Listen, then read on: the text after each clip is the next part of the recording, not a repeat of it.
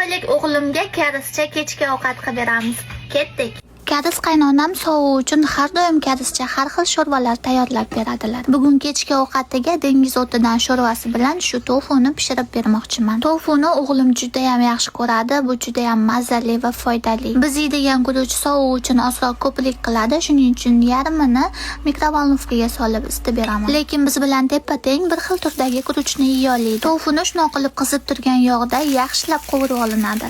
Albatta ikki tomoniga tuz ham sepib. Har safar sho'rvasini ichida nima bo'lsa shunaqa qilib qaychida kesib beramiz. Tofuni shunaqa ikki tomonini sarg'aytirib yaxshilab pishirib olib, kichkina bo'laklarga bo'lib bersangiz bolangiz maza qilib yeydi. Sovuq ovqatni kimsiz yemaydi, shuning uchun kimni ham kichkina bo'laklarga kesib beraman.